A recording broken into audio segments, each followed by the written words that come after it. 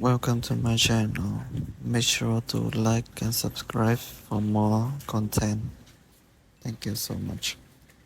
My girlfriend screamed, "You're too clingy. Give me space." Because I asked where she was at 3 a.m. I said, okay. I blocked her number, packed my stuff while she slept, and moved to another state without a word. 3 years later, she found me, and then, I, 26 male, still remember the exact moment everything broke. It was 3 a.m. on a Thursday. I woke up and she wasn't in bed. Not the first time, but something felt off. Her phone was going crazy with notifications downstairs. I texted, "Hey, you okay? Where are you?" Simple question, right? Worried boyfriend checking in at 3 a.m. when his girlfriend of 2 years vanished without a word. My phone exploded with a call 30 seconds later.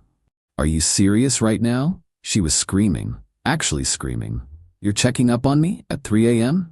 Do you have any idea how suffocating you are? I just woke up and you weren't here. I was worried." "No, you're controlling. This is exactly what I'm talking about. You're always breathing down my neck, always asking questions, always needing to know everything. I can't do this anymore." My brain was still foggy from sleep. "Do what?" "You're too clingy. I need space. God, why can't you just give me space?" The line went dead. I sat there in our apartment, in the dark, phone in my hand. 2 years together, living together for 8 months. And I was too clingy for asking where she was at 3 a.m. Something in me just clicked off, like a switch. I looked around the apartment. Most of the furniture was mine from my previous place. The lease was in my name because her credit was garbage. I paid 70% of everything because she was between jobs for 6 months. "Okay," I said out loud to the empty room. She came home at 6:23 a.m. I pretended to be asleep. She slipped into bed like nothing happened, smelling like cigarettes, and something else I didn't want to identify. Her phone never stopped buzzing. I waited until she was completely passed out. Then I got to work. Called my boss at 8 a.m. "Family emergency. Need to take my vacation days starting today." He was cool about it, asked if everything was okay, told him I'd explain later. Didn't really plan to. Called my buddy who owed me like 5 favors. "I need your truck and your muscles. Today, I'll pay for gas and buy you whatever you want." He showed up at 10 a.m. She was still dead asleep, probably hungover from whatever the heck she was doing all night. We moved fast. Every piece of furniture I owned went into that truck. My clothes, my electronics, my kitchen stuff, everything. My buddy didn't ask questions, just kept loading boxes. I left her stuff. Her clothes, her makeup, that expensive hair straightener she just had to have, that I paid for. Even left the bed since she was sleeping in it. Not my problem anymore. Took all my documents, birth certificate, passport, everything. Canceled my name from the utilities right there on my phone while my buddy drove the last load to his place for storage. Went to the bank. We had kept separate accounts, thank God, but I'd been Venmoing her money for groceries and gas every week. Canceled my Venmo, deleted the app, changed my phone number at the carrier store. New SIM card, new number. Done. Then I did something crazy. Remember how I said I'd been planning to propose? Yeah, I was that stupid. Had a ring and everything. $4,200 I'd saved up over a year. Went straight back to the jeweler, explained the situation. Took a hit on the return, but walked out with $3,100 in cash. Used that money and my savings to put a deposit on an apartment in another state. Had a job offer there I'd turned down 6 months ago because she said she couldn't leave her friends. Called them back. Position was still open. Started in 2 weeks. The whole operation took 11 hours. By 9 p.m. I was gone. No note, no explanation, no goodbye. She wanted space? She got infinite space. Blocked her number before the new SIM card even activated. Blocked her on everything, social media, email, all of it. Blocked her friends, her sister, everyone. Slept at my buddy's place that night. He kept looking at me like I'd lost it. "You good, man?" "Yeah," I said. And weirdly I was. Felt nothing. Just done. Drove 15 hours the next day to my new city. Started my new job 2 weeks later. New apartment, new life, new phone number. Completely clean break. That was 3 years ago. Update 1. Life was actually pretty decent. The new job paid better, made new friends. Started seeing someone about 8 months ago, nothing serious but healthy. Went to therapy for a while, worked through my trust issues. Bought decent furniture. Lived alone and liked it. Then last Tuesday, I'm at a coffee shop near my office doing some work on my laptop. Someone sits down across from me. So this is where you've been hiding. I looked up, my ex-girlfriend. Sitting there like we'd just seen each other yesterday, not 3 years ago. My brain short-circuited. What? Took me forever to find you. You just vanished, changed your number, deleted everything. Do you have any idea what you put me through? I closed my laptop. How did you find me? Your friend finally told me where you went. Took some convincing, but I can be very persuasive. She smiled like this was cute. We need to talk. No, we don't. I started packing my stuff. She grabbed my wrist. Yes, we do. You left. No explanation. No nothing. You just disappeared like a coward. You told me I was too clingy and needed space. I gave you space. That's not what I meant, and you know it. I was just stressed that night. At 3 a.m., when you weren't home?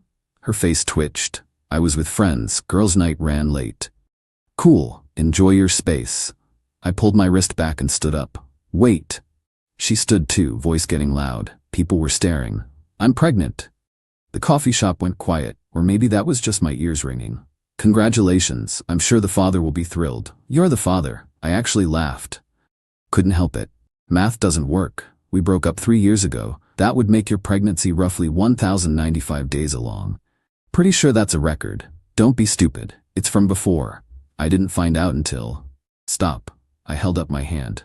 I'm not doing this. Whatever scam you're running, find someone else. It's not a scam. The baby is 2. I have a 2-year-old son and you're his father. Okay, that changed things. Not that I believed her, but now there was a timeline that technically worked. Show me. What? Show me a picture, birth certificate, something. She pulled out her phone, hands shaking, showed me a photo. Kid looked like any random 2-year-old. Brown hair, blue eyes, could have been anyone's. Birth certificate says father unknown, she added. I didn't know where you were, but he's yours. I know he is. DNA test. Set it up. If the kid is mine, we'll figure it out. If not, lose my number. Again. Are you serious? After everything you put me through, you're questioning. You showed up after 3 years claiming I have a kid. Yeah, I'm questioning it. DNA test or we're done here. She went quiet, doing that thing where her jaw clenched. Fine, but when it comes back positive, you owe me 3 years of child support, backdated. If it comes back positive, lawyers will figure out what I owe, not you. I walked out, got in my car and sat there for 20 minutes, hands shaking. A kid? After 3 years, the timing was technically possible. We'd broken up right before I left, so if she was already pregnant when I ghosted, no, something felt wrong. Really wrong. I called my buddy from back home. Hey, weird question. Did my ex ever call you asking where I moved? Dude, she called me like 80 times over 6 months. I told her I didn't know. You said she finally convinced you. Pause. No, I never told her anything. Haven't heard from her in like 2 years. So she lied about how she found me. Great start. Update 2. She texted me from a number I didn't have blocked. DNA test scheduled for Saturday 2 p.m. Be there or I'm filing for child support without you. Cool. More threats. I responded, send me the address and lab name, I'll verify it's legitimate. She sent a place I'd never heard of. Googled it. Quick results DNA lab. Fast, affordable, confidential. Red flags everywhere. Website looked sketchy. Reviews were either 5 stars or 1 star. Nothing in between. I called a lawyer friend. Don't go to that lab, he said immediately. Schedule your own test through a certified facility. Court-admissible results only. So I texted her back. Not using that lab. Here's a list of 3 court-approved facilities. Pick one, and I'll meet you there. Her response, are you serious? I already paid for this one. You can't just change everything to suit you. You're so controlling. There it was. That word again, controlling. Court-approved lab or no test, your choice. She called me 12 times. Didn't answer. Then her mother called from a number I also didn't have blocked. You need to stop playing games with my daughter. She's been through hell raising your child alone while you lived it up in another state. Hi. This is the first I'm hearing about any child. I'm happy to take a DNA test through a legitimate facility. If you know where I am, you know I have a job and stability. If the child is mine, I'll handle my responsibilities through lawyers and courts. She doesn't want lawyers. She just wants you to be a father. Then she should have told me 3 years ago. Now everything goes through official channels. If you'll excuse me, You owe her. Do you know what she went through? Pregnant and abandoned, she had to move back in with us. She couldn't work. Her whole life fell apart because of you. She told me I was too clingy and needed space. I gave her exactly what she asked for. She was scared. She didn't know how to tell you about the baby. You traumatized her with your jealous, controlling behavior. This was fascinating in a horrible way. 3 years later, and suddenly I was the villain. The controlling, jealous boyfriend who traumatized her. Not the guy who got screamed at for asking a simple question at 3 a.m. Ma'am, I'm hanging up now. Tell your daughter to pick one of the labs I sent or we're done. She picked one. Finally. Saturday morning, 11 a.m. Court-approved facility with proper chain of custody procedures. I got there 30 minutes early. She showed up 10 minutes late with her mother and a guy. Boyfriend? Baby daddy? No idea. The kid was there. Cute kid, actually. Looked tired and confused. Kept asking, "Who's that?" about me. "This is someone we need to talk to," she told him. The lab tech explained the process. Cheek swabs, proper documentation, results in 3 to 5 business days. The kid started crying when they tried to swab him. She got annoyed. "Stop being difficult. Just open your mouth." The kid cried harder. I don't have experience with kids, but even I knew you can't just yell at a crying 2-year-old and expect compliance. The tech offered to try again in a few minutes. We waited in awkward silence. Her mother kept glaring at me. The boyfriend kept scrolling his phone. Finally got the swabs done. I provided mine. Signed all the paperwork. They said results would be emailed. As I was leaving, she followed me to my car. "When this comes back positive, we need to talk about money." "Through lawyers." "Stop saying that. I don't want lawyers involved. I just want you to help support your son. If he's mine, I will. Properly. Legally. Not whatever under-the-table arrangement you're trying to set up." "You're still controlling everything. This is exactly why I needed space from you." I turned around. "You vanished at 3 a.m. and screamed at me for asking where you were. Then I left and you had 3 years to reach out through legal channels if there was actually a child. You chose now. You chose showing up randomly. You chose a sketchy DNA lab first. So yeah, I'm controlling the situation by making sure everything is legitimate and documented. Deal with it. You're going to regret this. When you see how much child support costs, when you see what you missed, you're going to regret being such a jerk. Maybe. Or maybe I'll regret wasting 2 years on someone who thought screaming at me at 3 a.m. was appropriate communication." Her mother came out then. "Leave my daughter alone. You've done enough damage." I got in my car and drove away.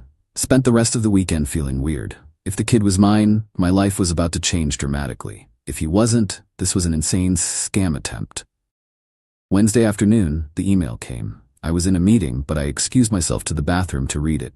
Results. 0% probability of paternity. Not mine. Not even close. 0%. I forwarded the email to the lawyer friend. "What now?" He called me immediately. "She tried to commit paternity fraud. You could potentially press charges, but honestly, just keep this documentation and block her again. If she tries anything legal, you have proof." She wasted my time, my money for the test. She lied. Yeah, but engaging further just invites more drama. You have proof the kid isn't yours. That's all you need. He was right, but I was angry. 3 years of peace, and she showed up to try to trap me with a kid that wasn't even mine. I forwarded her the results without comment. 5 minutes later, my phone started blowing up. Different numbers, all calling. I answered one. "You sabotaged the test," she was shrieking. "You paid them off or something. There's no way. It's a court-approved facility with chain of custody documentation. I didn't touch anything. The kid isn't mine. We're done." "No. We are not done. You owe me for the 3 years I spent. You spent 3 years lying. Goodbye." I hung up and blocked every new number that called. Changed my number again that afternoon. New SIM card, new number, messaged only the people who needed it. Cost me $35 in an hour of my time. Worth it to never hear from her again. Update 3. Thought that was the end. Spoiler alert, it wasn't. 2 weeks later, I got served at work. A process server showed up at my office with papers. Lawsuit. She was suing me for emotional distress and financial damages stemming from abandonment during a vulnerable time. She was claiming $45,000. Broke it down as $15,000 for emotional trauma from abandonment, $10,000 for medical expenses related to stress-induced conditions, $20,000 for lost wages and career opportunities due to psychological damage. My boss was super cool about the process server thing, but I was humiliated. Got served at work. In front of colleagues, I immediately called a lawyer. Real one this time, not just my friend. Attorney specialized in this kind of garbage. She read the papers and actually laughed. This is one of the weakest cases I've seen. You weren't married, you weren't living together under common law, and you had no legal obligation to notify her of your relocation. She's grasping at straws. Can she actually win? Highly unlikely. But we need to respond and defend. It'll cost you some money, but probably less than engaging in this circus would cost emotionally. Cost me $2,500 up front for the lawyer. Whatever. I wanted this done properly. The lawyer sent a response that included the DNA test showing the child wasn't mine, documentation that she tried to use a non-certified lab first, text records of her calling me controlling, I'd kept screenshots, proof that I'd maintained steady employment and had legitimate reasons for relocating. We also filed a counterclaim for attempted paternity fraud and harassment. Her lawyer, some discount guy she found, tried to argue that I owed her because I'd been financially supporting her during the relationship and she'd become dependent on that support. My lawyer's response basically said, helping pay bills during a relationship doesn't create a legal obligation after it ends. People break up. That's life. The case dragged on for 6 weeks. Discovery was interesting. She had to provide evidence of her stress-induced medical conditions. Submitted some therapy bills and receipts for anxiety medication. My lawyer found her social media. She'd forgotten to make it private. Posts from 2 weeks after I left showed her at parties, concerts, bars. Living my best life finally, was one caption. Another, single and free. Thank God that's over. Didn't exactly scream traumatized by abandonment. We showed up to court for the hearing. She wore a conservative dress, looked sad, kept dabbing her eyes. Her mother was there for support. The boyfriend wasn't. Her lawyer went first. Whole sob story about how I'd emotionally abused her during our relationship by being possessive and controlling, then cruelly abandoned her when she needed me most. The judge asked, did your client ever attempt to contact him through proper legal channels? File a missing person report? Her lawyer stuttered. Well, no, but did she know where he worked, where he grew up, any family contact information? She tried to find him, but he'd blocked her. Blocked her on social media is not the same as being unreachable through legal means. Continue. They tried to make the pregnancy thing work even though DNA proved the kid wasn't mine. Claimed I'd caused her emotional distress during that vulnerable time, regardless of paternity. Judge was not impressed. Then my lawyer presented our side. Clean, simple timeline. We dated. We lived together. I paid most bills. She stayed out until 6 a.m. and screamed at me for asking where she was at 3 a.m. I legally ended our cohabitation by removing my belongings from my apartment. I relocated for a job opportunity. 3 years later, she ambushed me with a false paternity claim. When proven false, she filed a frivolous lawsuit. My lawyer presented the social media posts showing her living her best life weeks after I left. Presented text records of her calling me controlling. Presented the DNA results. The judge looked tired. Ma'am, people end relationships, sometimes suddenly. That's not illegal. You were not married. You had no children together. He had no legal obligation to maintain contact or provide support after ending the relationship. Your claim of abandonment has no legal merit. But he just left. No explanation. I had rights. The judge actually removed his glasses. You had the right to a relationship that both parties wanted to be in. He exercised his right to end it. Case dismissed. Then he looked at our counterclaim. As for attempted paternity fraud, I'm inclined to believe there was an attempt to deceive. However, I don't see malicious intent that rises to criminal level. I'm ordering the plaintiff to pay defendant's legal fees, $2,500. She gasped. I don't have $2,500. You should have thought about that before filing a frivolous lawsuit. You have 90 days. Dismissed. Outside the courthouse, her mother started yelling at me. You ruined her life. She had to move back home. She's drowning in debt, all because you couldn't handle a real woman. Your daughter screamed at me for asking where she was at 3 a.m., lied about having my child, tried to scam me with a fake DNA test, and then sued me when that didn't work. She ruined her own life. I just refused to be part of it. She loved you. She loved the 70% of bills I paid. There's a difference. My lawyer pulled me away before I could say more. Don't engage, you won, walk away. In the car, I felt empty. Not happy, not sad, just tired. This whole thing had cost me time, money, emotional energy. 3 years of peace disrupted because she thought she could manipulate me one more time. The $2,500 in legal fees she owed me, never saw a dime. She filed for bankruptcy 6 months later, found out through my lawyer friend, who kept tabs on the case number out of curiosity.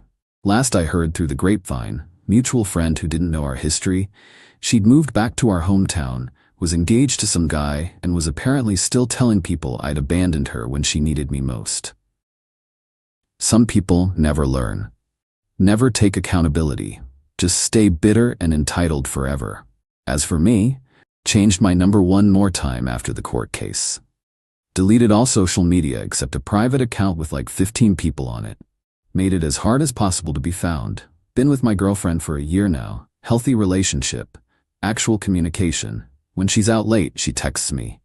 When I ask where she is, she tells me without screaming about being controlled. Turns out that's possible. Who knew? Never told her the full story. Maybe someday. For now, it's just a weird chapter in my past. The time my ex tried to baby trap me 3 years after I ghosted her, and somehow I ended up in court for abandonment. Still have the court documents. Kept them, just in case she ever tries again. Proof that I owed her nothing then. Owe her nothing now. You want space? Be careful what you wish for. Some people take you seriously. Thank you so much for watching. Hope you enjoyed the video. Make sure to like and subscribe for new content.